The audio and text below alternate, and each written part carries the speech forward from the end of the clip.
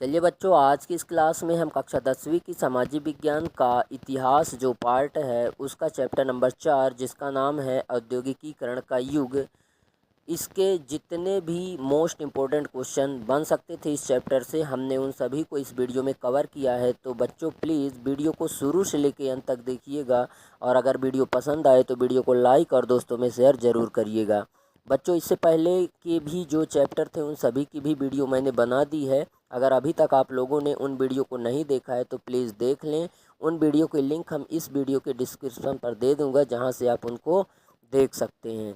तो चलिए बच्चों, बिना किसी देरी के वीडियो पर आते हैं और आज देखते हैं आज का जो हमारा पहला प्रश्न है वो क्या है। बच्चों इससे पहले एक चीज़ और कहना चाहूँगा, आप लोग पेन और एक रफ ज़रूर पास में रखिएगा क्योंकि प्रश्न आपको स्क्रीन पर दिख रहे होंगे पर इनका जो उत्तर है मैं हमेशा की तरह आपको बोलकर ही लिखाऊंगा और आपको इनका उत्तर जो है अपने रफ में नोट करना पड़ेगा और प्रश्न भी नोट करना पड़ेगा, ठीक है। तो चलिए शुरू करते हैं। आज का हमारा जो पहला प्रश्न है वो है, ब्रिटेन की महिला कामगारों ने स्पिनिंग जेनी का विरोध क्यों किया।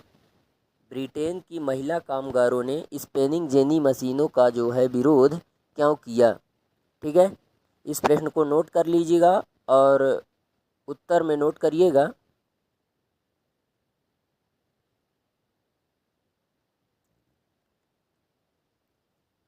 बच्चों इससे पहले मैं एक चीज़ बताना चाहूँगा कि ब्रिटेन की महिलाओं ने स्पिनिंग जेनी मशीन का जो विरोध है वो क्यों किया, तो वो इसलिए किया था क्योंकि इस मशीन के आ जाने के कारण उनका जो रोज़गार था वो छिनता हुआ नज़र आ रहा था क्योंकि यह मशीन बहुत सारे धागे एक साथ बना सकती थी। इसीलिए महिला मज़दूरों ने जो है तो इसका विरोध किया था, ठीक है। तो चलिएगा लिखिएगा इसमें, ब्रिटेन की महिला कामगारों ने स्पिनिंग जेनी का विरोध इसलिए किया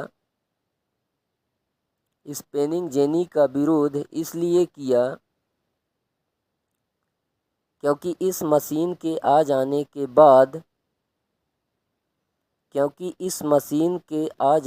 बाद उनका रोज़गार छिनता हुआ नज़र आ रहा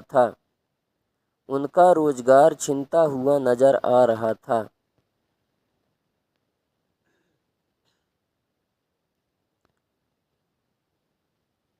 इस मशीन का निर्माण 1764 में जेम्स हारग्रीव्ज ने किया था। इस मशीन का निर्माण 1764 में जेम्स हारग्रीव्ज ने किया था।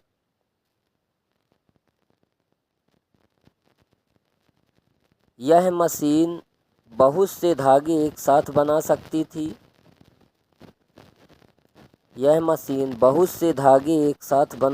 थी। इसीलिए मजदूरों की मांग कम होती जा रही थी।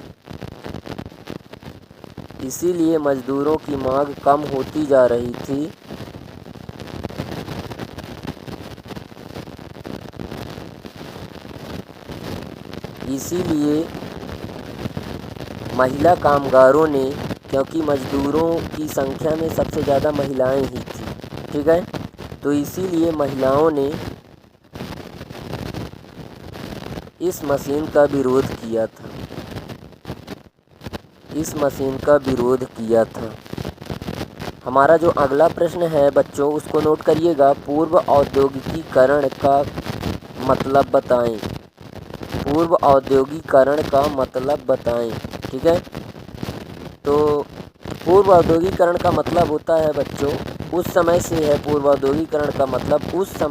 जिस समय यूरोप व इंग्लैंड में पहले से ही बहुत सारे उद्योग स्थापित थे जिनके द्वारा अंतर्राष्ट्रीय व्यापार के लिए माल का उत्पादन किया जाता था।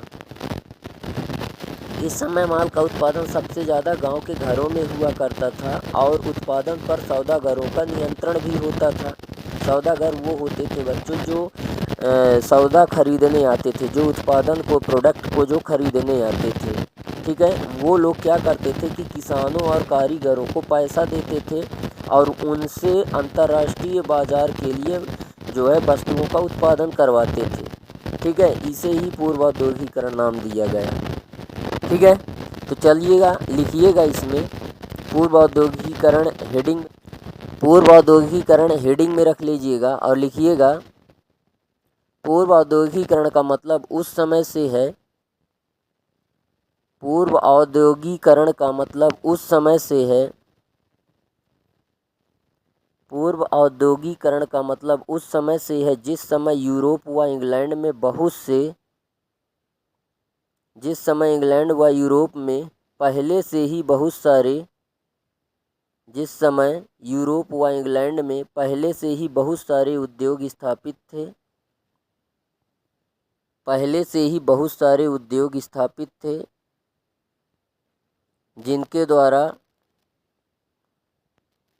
जिनके द्वारा अंतर्राष्ट्रीय व्यापार के लिए वस्तुओं का उत्पादन होता था, जिनके द्वारा अंतर्राष्ट्रीय व्यापार के लिए वस्तुओं का उत्पादन होता था। इस समय माल का उत्पादन सबसे ज़्यादा गांव के घरों में हुआ करता था।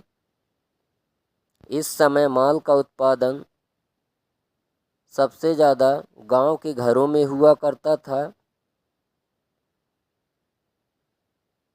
और उत्पादन पर सौदागरों का नियंत्रण होता था, और उत्पादन पर सौदागरों का नियंत्रण होता था।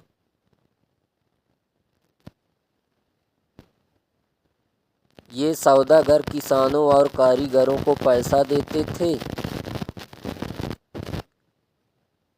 ये सौदागर किसानों और कारीगरों को पैसा देते थे और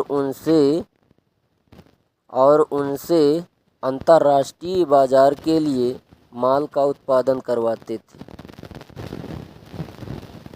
और उनसे अंतर्राष्ट्रीय बाजार के लिए माल का उत्पादन करवाते थे। बच्चों, इसे ही पूर्व औद्योगिकीकरण नाम दिया गया। ठीक है, इसे ही पूर्व औद्योगिकीकरण नाम दिया गया।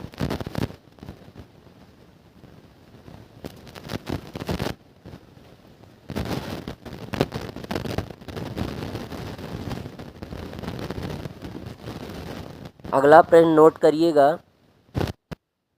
ई.टी. पॉल कौन था? ई.टी. पॉल कौन था? बच्चों, ई.टी. पॉल म्यूजिक कंपनी का एक प्रकाशक था जिसने सन 1900 में संगीत की एक किताब प्रकाशित की थी जिसके जिल्द पर नई सदी के उदय नामक चित्र छपा था। जिल्द यानी उसके पेज के, उसके कवर पर। ठीक है, तो चलिएगा नोट करिएगा, इसमें ई.टी. पॉल हेडिंग में डालिएगा और लिखिएगा, उत्तर के हेडिंग में ई.टी. पॉल डालिएगा और डिटेल में लिखिएगा, यह एक म्यूजिक कंपनी का प्रकाशक था। यह एक म्यूजिक कंपनी का प्रकाशक था जिसने सन 1900 में संगीत की एक किताब प्रकाशित की थी। संगीत की एक किताब प्रकाशित की थी जिसके जिल्द पर नई सदी के उदय नामक चित्र छपा था। जिसके जिल्द पर नई सदी के उदय नामक चित्र छपा था। ठीक है बच्चों, अगला प्रश्न नोट करिएगा, लंदन को फिनिशिंग सेंटर के रूप में क्यों जाना जाता था? लंदन को फिनिशिंग सेंटर के रूप में क्यों जाना जाता था? तो बच्चों, लंदन को फिनिशिंग सेंटर के नाम से इसलिए जाना जाता था क्योंकि इंग्लैंड में जो कपड़ा व्यापारी होते थे वो स्टेपलर्स से ऊन खरीदते थे और फिर ऊन काटने वालों के पास पहुंचा देते थे। इसके बाद जो धागा मिलता था उसे बुनकरों और फुलर्स तथा रंगसाजों के पास ले जाया जाता था जहां पर कपड़ों की फिनिशिंग की जाती थी। ठीक है, और इसके बाद जो निर्यातक व्यापारी होते थे वो कपड़ों को अंतर्राष्ट्रीय बाजार में बेच देते थे।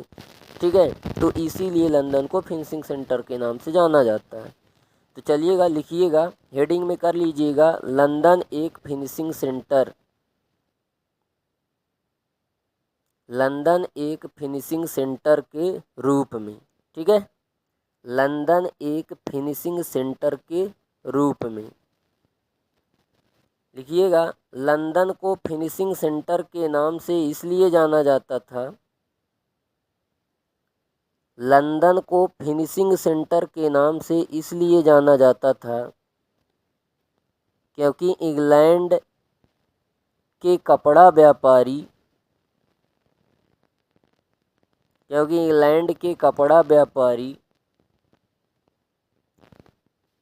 स्टेपलर्स से ऊन खरीदते थे और फिर इंग्लैंड के कपड़ा व्यापारी स्टेपलर्स से ऊन खरीदते थे और फिर सूत कातने वालों के पास पहुंचा देते थे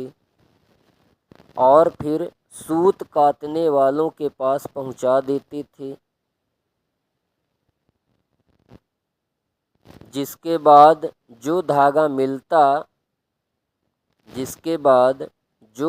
मिलता उसे बुनकरों के पास, फुलर्स के पास व रंगसाजों के पास ले जाया जाता था। उसके बाद बुनकरों, फुलर्स और रंगसाजों के पास ले जाया जाता था,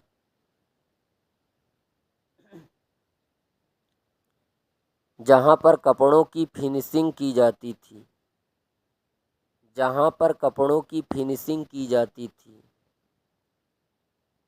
और इसके बाद निर्यातक व्यापारी कपड़ों को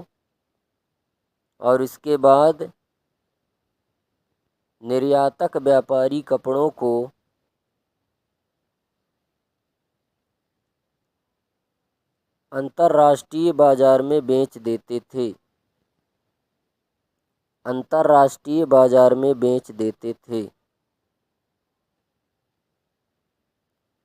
बच्चों, अगला प्रश्न नोट करिएगा, औद्योगिक उत्पादन से क्या आशय है? औद्योगिक उत्पादन से क्या आशय है? बच्चों, उत्तर में लिखिएगा, उद्योगों में उत्पादित होने वाले माल को या उत्पादन को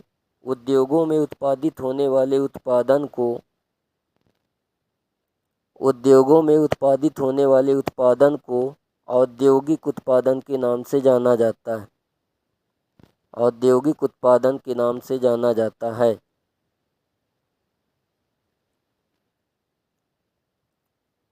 अगला प्रश्न नोट करिएगा बच्चों, गुमास्ता कौन थे?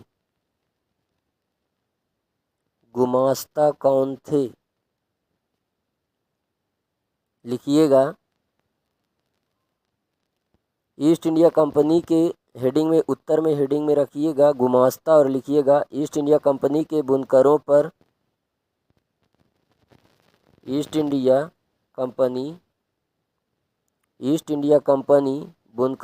नियंत्रण रखने के लिए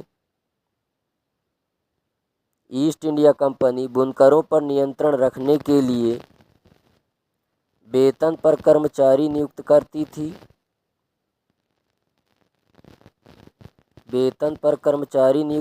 थी, जिसे गुमास्ता कहा जाता था।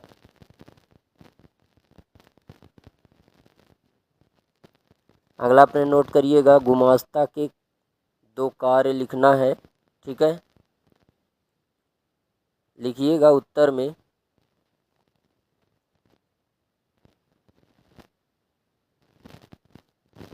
हेडिंग में रखिएगा गुमास्ता के कार्य, फिर लिखिएगा, पहला कार्य है बुनकरों पर निगरानी रखना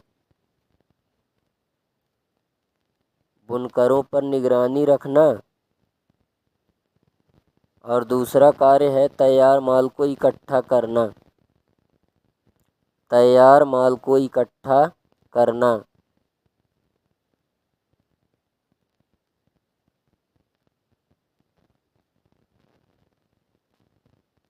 ठीक है। अगला पेन नोट करिएगा, स्टेपलर, फुलर्स तथा कार्डिंग से आप क्या समझते हैं या क्या आशय है। ठीक है, तो बच्चों स्टेपलर्स क्या होता है। स्टेपलर यह वह व्यक्ति होता था जो रेशों की गुणवत्ता के आधार पर ऊन को स्टेपल करता था, यानी छांटता था। ठीक है, और अगर हम फुलर की बात करें तो यह वह व्यक्ति होता था जो चुन्नटों के सहारे कपड़ों को समेटता था। और कार्डिंग की अगर हम बात करें तो यह एक प्रक्रिया है जिसमें रेशों को कताई के लिए तैयार किया जाता था। ठीक है, तो चलिएगा हेडिंग में रखिएगा स्टेपलर और इसमें डिटेल करिएगा, स्टेपलर और डिटेल करिएगा। यह वह व्यक्ति होता था, यह वह व्यक्ति होता था जो रेशों की गुणवत्ता के आधार पर, यह वह व्यक्ति होता था जो रेशों की गुणवत्ता के आधार पर ऊन को स्टेपल करता था, ऊन को स्टेपल करता था। फुलर्स हेडिंग में डालिएगा, फुलर्स लिखिएगा। यह वह व्यक्ति होता था जो, यह वह व्यक्ति होता था जो चुन्नटों के सहारे कपड़ों को समेटता था, जो चुन्नटों के सहारे कपड़ों को समेटता था। अगला है कार्डिंग, हेडिंग में रखिएगा कार्डिंग, लिखिएगा। यह वह प्रक्रिया है जिसमें, यह वह प्रक्रिया है जिसमें रेशों को कताई के लिए तैयार किया जाता था, जिसमें रेशों को कताई के लिए तैयार किया जाता था, जिसमें रेशों को कताई के लिए तैयार किया जाता था। ठीक है, अगला प्रश्न नोट करिएगा बच्चों, जॉबर किसे कहते हैं।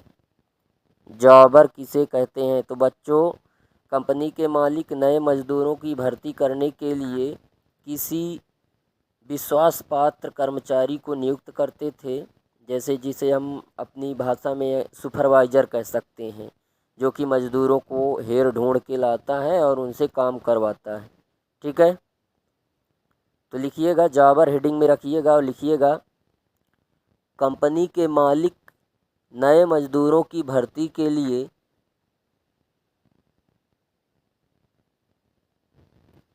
कंपनी के मालिक नए मजदूरों की भर्ती के लिए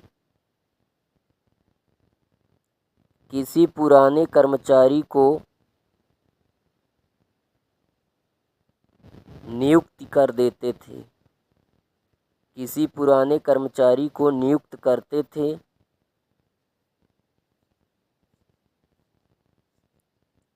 किसी पुराने कर्मचारी को नियुक्त करते थे। इसे ही जॉबर कहा जाता था। ये कर्मचारी अपने गांव से, आगे लिखिएगा, ये कर्मचारी अपने गांव से मजदूरों को काम करवाने के लिए ले आते थे, ये कर्मचारी अपने गांव से मजदूरों को काम करवाने के लिए ले आया करते थे। ठीक है, उसके बाद अगला प्रश्न है,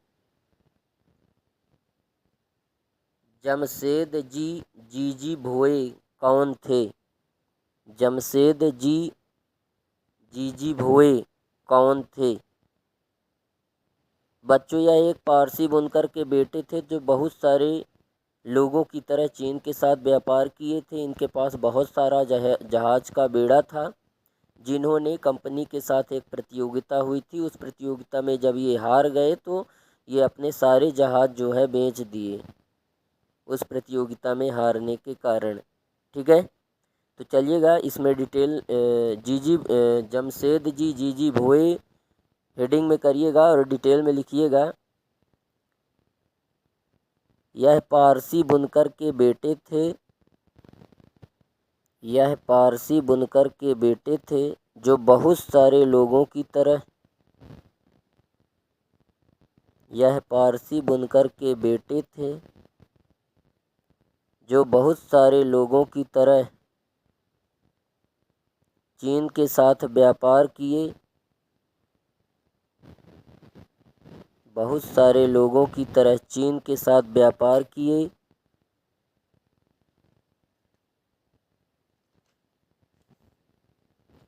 इनके पास बहुत सारे जहाज थे। इनके पास बहुत सारे जहाज थे जिनको कंपनी के साथ हुई एक प्रतियोगिता में जिनको कंपनी के साथ हुई एक प्रतियोगिता में हारने के बाद बेचने पड़े।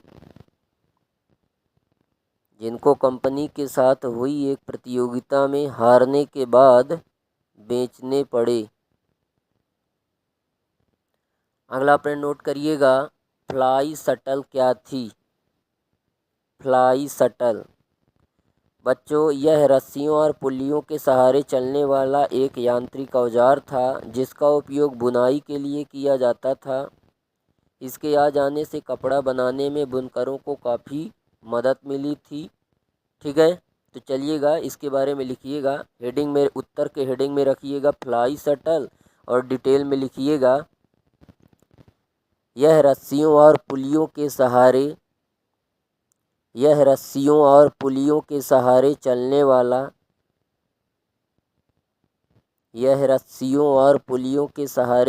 वाला एक यांत्रिक औजार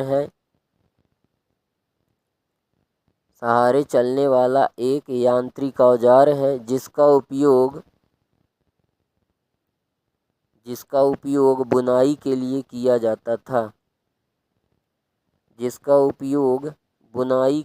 किया जाता था।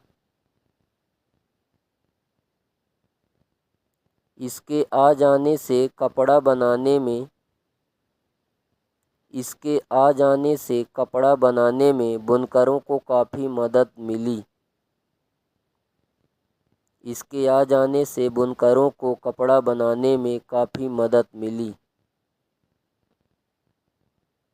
ठीक है,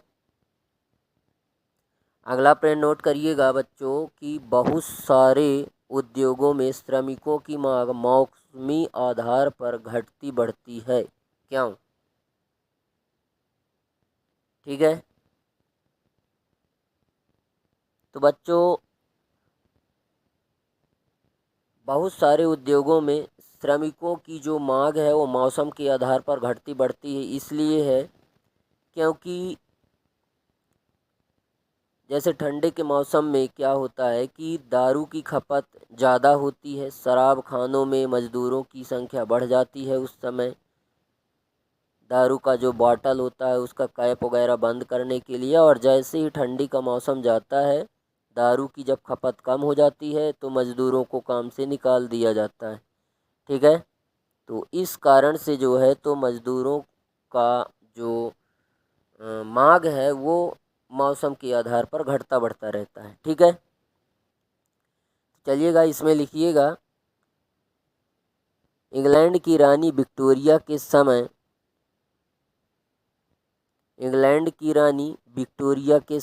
श्रम की कोई कमी नहीं थी।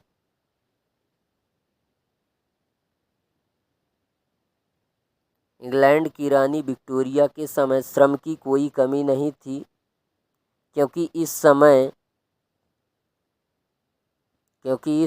गरीब किसान व बेकार लोग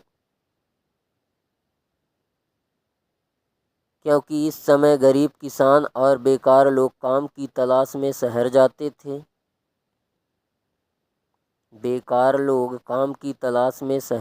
थे। और जब वहाँ श्रमिकों की संख्या बढ़ जाती थी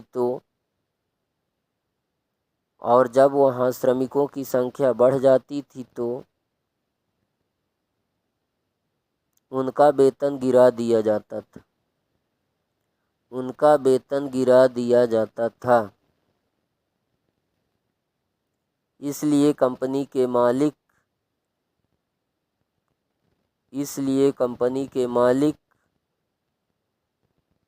मशीनों में कोई दिलचस्पी नहीं ली,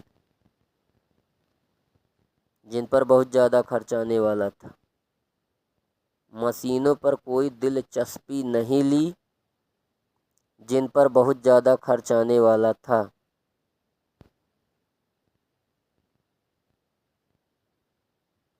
बहुत से उद्योगों में श्रमिकों की मांग, बहुत से उद्योगों में श्रमिकों की मांग मौसमी आधार पर होती है।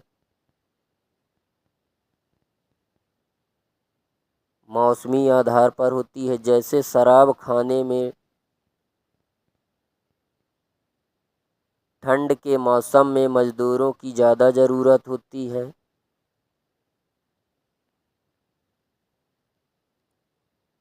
जैसे शराब खाने में ठंड के मौसम में मज़दूरों की ज़्यादा ज़रूरत होती है, और जैसे ही ठंड का मौसम जाता है,